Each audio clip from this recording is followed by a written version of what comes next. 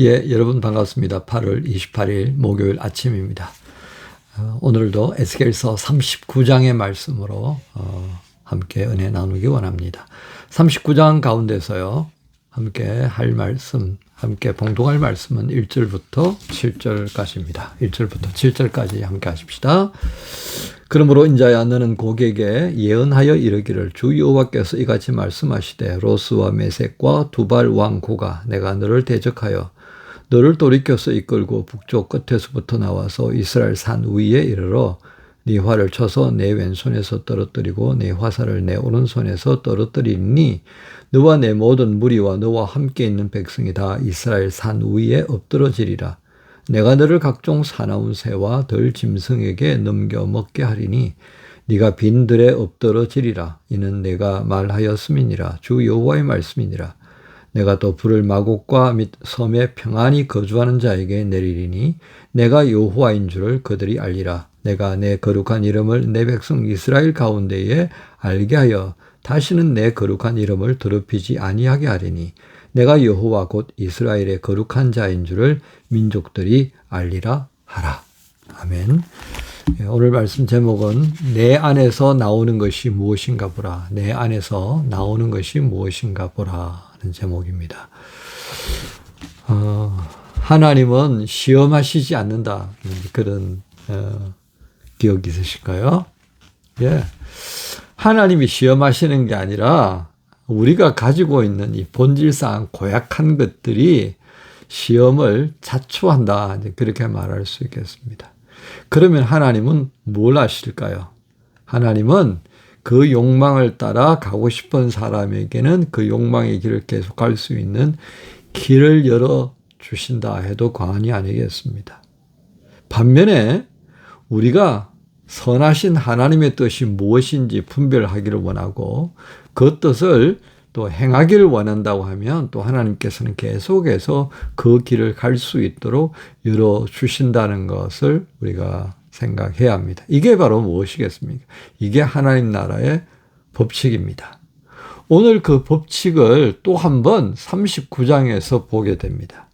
여러분, 우리는 이 마곡 땅의 왕으로 이야기되는 이 곡이라고 하는 자가 어떻게 망하는가를 한번 보십시다.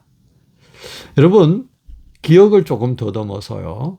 이전에 우리가 출애굽기를 공부할 때 하나님이 바로를 망하게 했던 그 과정을 한번 되짚어 보면 좋겠습니다. 여러분, 바로가 하나님이 죽는 자리로 이끌어서 죽겠습니까? 아니면 그 스스로 그 죽음의 길로 갔던 것입니까? 이쪽도 되고 저쪽도 될 것 같죠. 그런데 분명한 것은요, 하나님께서 바로를 통해 영광을 얻으시겠다라고 하셨던 이 14장의 말씀의 그 배경에는 그 바로가 가지고 있는 것이 무엇이냐는 겁니다. 욕망입니다. 군주로서의 자존감, 그리고 허황된 그의 계획들. 그래서 그 스스로가 망하는 길로 갔다. 이렇게 정리하는 것이 합당하다 하겠습니다. 그래서 충동하는 거죠. 자신의 욕심이 자신을 그릇된 길로 가도록 충동질하는 것을 우리가 볼 수 있어야 합니다. 그게 바로에게 있었기 때문에요. 14장에 홍해 길로 내달려가 버렸던 겁니다. 하나님께서 홍해를 다시 닫아버릴 줄은 생각하지 못했던 거죠. 욕망의 눈이 머니까 그 홍해가 그냥 계속 열려 있는 것처럼 보이는 겁니다. 여러분, 오늘 이 말씀 가운데에 2절에 보면 어떻게 하십니까? 하나님께서 너를 돌이켜 이끌고 북쪽 끝에서부터 나와서 이스라엘 산 위에 이르러. 이스라엘 산 위에 이른 것이 누굽니까? 곡입니다. 그죠? 근데 그 곡을 누가 이끌어요? 하나님이 겁니다. 우린 여기서 굉장히 하나님께서 이 욕망에 가득 찬 사람을 어떻게 다루시는가를 볼 수 있어야 합니다. 제가 앞에서 말씀드렸던 욕망을 따라 움직이면요, 그 욕망이 계속해서 굴러갈 수 있도록 하나님이 길을 여십니다. 근데 우리가 가는 길은 뭐예요? 하나님 기뻐하시고 선하시고 온전하신 그 뜻을 헤아리면서 가는 거 아니겠습니까? 그러니까 하나님께서 우리의 길을 앞서가시는 거예요. 왜? 우리로 하여금 그 하나님이 기뻐하시는 일을 계속 해낼 수 있도록 지치지 아니하고 넘어지지 아니하고 그죠? 낙심하지 않도록 하기 위해서 그렇게 앞서가시는 겁니다. 그런데 악인들은 어떻게 한다는 얘기입니까? 그 길을 가다가 그 길에서 넘어지게 만드시는 것이 하나님의 법칙입니다. 그래서 오늘 말씀해 보세요. 그렇게 산에 이르러서는 3절에 네 활을 쳐서 내 왼손에서부터 떨어뜨리고 네 화살을 내 오른손에서 떨어뜨릴 거다. 화살이 손에서 들 수가 없어요. 사용할 수가 없어요. 왜요? 놀라고 충격적이었어요. 공포에 붙잡혔어요. 4절에 보면 너와 내 모든 무리와 너와 함께 있는 백성이 다 이스라엘 산 위에 엎드러지리라. 하나님이 결국은 이 욕망에 가득 찬 우리가 38장에서 봤지 않습니까? 이 곡이 어떤 욕망에 부족해? 약탈입니다. 그죠? 그를 북쪽에서부터 끌고 나와가지고 이스라엘 산에서 다 엎드러지게 할 거다. 하나님께서 욕망에 가득 찬 바로를 홍해로 끌고 나와서 거기서 다 수장시켜 버리는 것과 똑같은 모양새를 우리가 볼 수 있어야겠습니다. 그뿐입니까? 6절 마곡 땅과 그 영향 아래에 있는 섬들에 불이 내려지는 것을 봅니다. 완전히 초토화시켜 버리겠다. 그 말씀이죠. 그래서 11절에 하몬곡이라는 골짜기가 등장하고요. 하모나라고 하는 성읍이 등장하는 것입니다. 여러분, 때때로 우리는 욕심으로, 욕망으로 똘똘 뭉쳐진 사람들이 잘 되어져 가는 것처럼 보일 때가 많습니다. 그런데 잠언서는 14장 12절에서 이렇게 말합니다. 어떤 길은 사람이 보기에 바르나 필경은 사망의 길이다. 지금 우리가 가는 길을 어떤 눈으로 보는가 말이죠. 하나님의 영으로 하나님이 보게 하시는 그 길을 보게 되면 이게 사는 길인지 죽는 길인지 이게 구분이 되는데요. 욕망에 붙잡혀버리면 이게 사는 길인지 죽는 길 구분이 안 된다. 그 말씀입니다. 아무나 준다고요. 뭐든지 받아들이기 시작하면 어떻게 되는지를 우리가 보았지 않습니까? 무엇이든지 먹을 수 있다고 해서 다 먹어버리면 어떻게 되는지 여러분 알지 않습니까? 먹을 것 가려야 되고요. 받을 것 안 받을 것 가려야 한다라고 하는 것입니다. 이게 사람의 길과 하나님의 백성들이 가는 길의 차이점입니다. 잠언 19장 3절에 이렇게 말씀합니다. 사람이 미련함으로 자기 길을 굽게 하고 마음으로 여호와를 원망하느니라. 자기 욕망 때문에 욕심 때문에 길을 구부려 놓고서는 왜 길이 구부려졌느냐고 하나님을 원망하는 이 어리석음이 오늘 이 시대를 살아가는 인생들의 모습이더라 하는 겁니다. 에스겔은 바로 이 곡이라고 하는 왕을 통하여서 하나님이 보여주신 것을 우리에게 정언합니다. 24절에 내가 그들의 더러움과 그들의 범죄한 대로 행하여 그들에게 내 얼굴을 가렸다. 이거 누구에게 하는 말씀이겠습니까? 이스라엘을 회복시키면서 회복되기 전에 포로로 잡혀갔던 그 생고생을 하던 이스라엘 백성들을 향해서 하신 말씀입니다. 망하게 했던 이 곡이라고 하는 왕과 포로로 잡혀가 있던 이 백성들의 과거의 모습을 비교하면 하나도 다른 거 없다 그 말이에요. 그래서 그 얼굴을 하나님이 가려버리셨어요.